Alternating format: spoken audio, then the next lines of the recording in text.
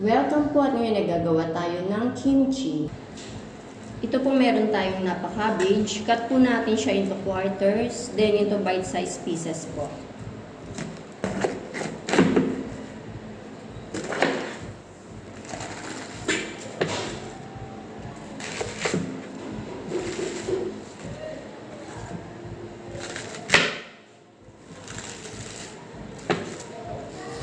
Then, tanggalin po natin itong matigas na part sa dulo.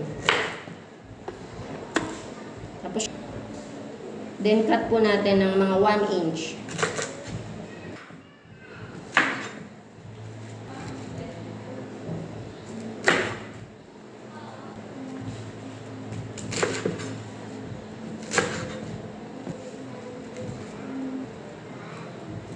Kung gusto nyo pong mas malapad yung cut, okay lang naman. Pero mas prefer ko po kasi yung bite size na.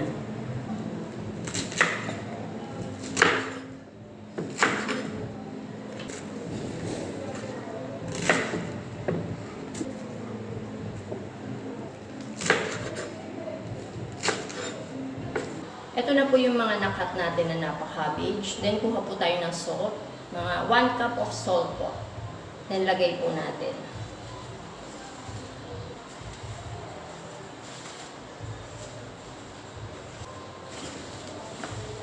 Make sure po hanggang ilalim malagyan.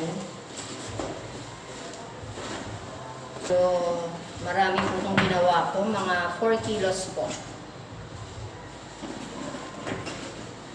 Kailangan po malagyan hanggang ilalim para po yung alat niya ma-distribute po.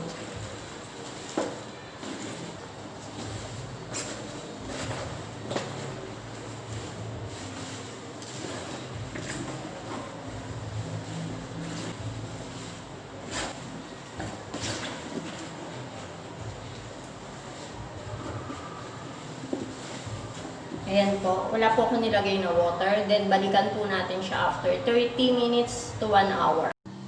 So, ayan po. After an hour, ito na po yung napaka-cabbage natin na may salt. Wala po tayo ditong nilagay na water. Pero ngayon po, ayan po. Nagtutubig na po siya. So, tanggalin lang po natin tong water. Then, hugasan natin mga 3 times. Ayan po. Hugasan po natin.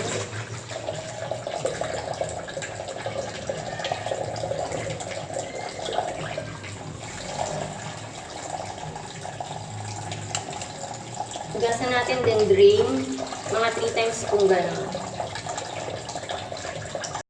After po natin mahugasan yung cabbage ng 3 times, hayaan lang po natin siya munang ma-drain ng mga kahit 30 minutes. Ngayon po, start na natin gawin yung sauce. Meron po tayo ditong 3 cups of water and half cup of glutinous powder o yung malagkit powder. Mix lang po natin itong dalawa. Then, pakuluan lang po natin ito hanggang sa lumapot. Kailangan po maging parang paste.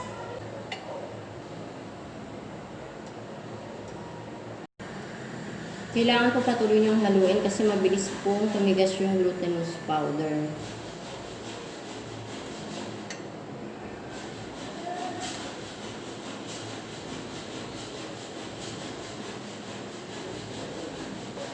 Ayan po, malapit na po siyang maging parang paste. Kapag malapit na pong maging paste, lagyan po natin ng half cup ng sugar.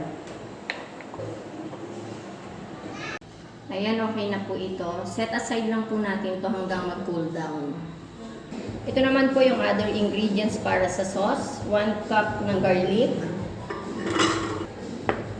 1 cup ng onion.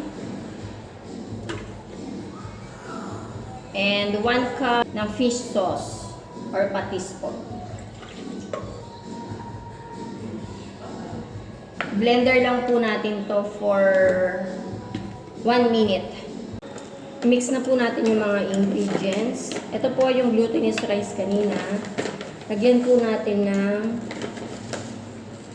2 cups of Korean pepper flakes.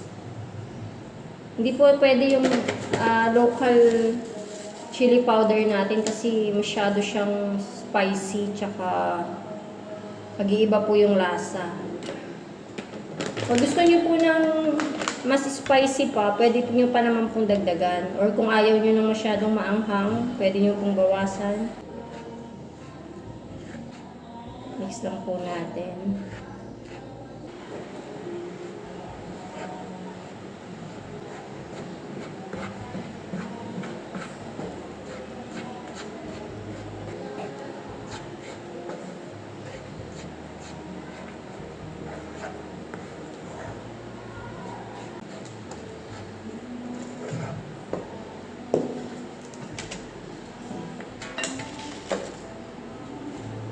Mix na po natin yung garlic and onion.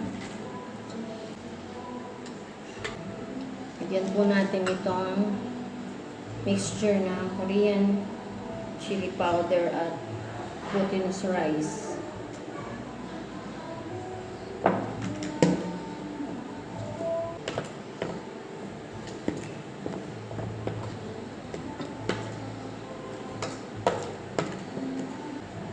Gumawa rin po ako mga 7 stalks na green onions, tsaka medium size po na carrots. Mix lang po natin.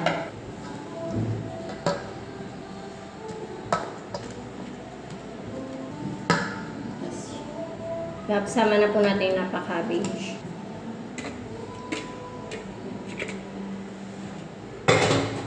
At this time po, kailangan na natin gumamit ng kamay. Gusto ko po siyang ma-mix ng mabuti, kaya kakamayin ko na po siya. Huwag nyo pong idirekta kasi kailangan nyo pong gloves kasi mahapdi po siya sa kamay. Kapag diretso po, kinamay nyo siya.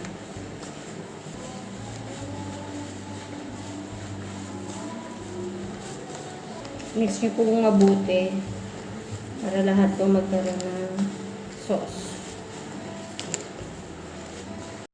At ito na po ang ating kimchi. Kuha po tayo ng airtight food container. Kailangan po airtight para ma-ferment po siya ng maayos. So, transfer na po natin.